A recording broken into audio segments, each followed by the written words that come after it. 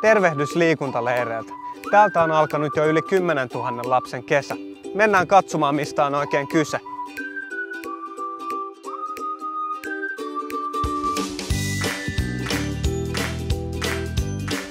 Uusiin lajeihin tutustumisen lisäksi liikuntaleireille tullaan tapaamaan uusia kavereita ja pitämään hauskaa liikunnan merkeissä.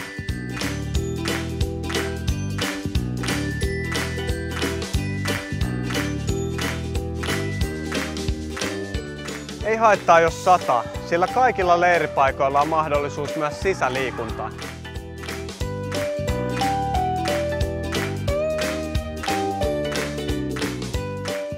Leiripäivän pituus on järjestetty lapsiperheen arjen mittaiseksi.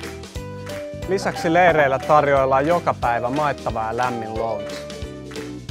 Leireiltä löytyy valmiina kaikki tarvittavat pelivälineet, joten mukaan tarvitset vain oman lippiksen, juomapullon ja tossun. Kaikki leiriohjaajat ovat kokeneita ja tottuneet toimimaan lasten kanssa.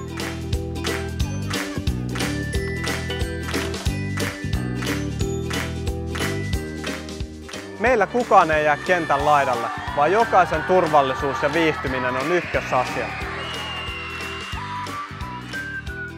Siinä muutama syy, miksi jo yli 10 000 lapsen kesä on alkanut liikuntaleireiltä.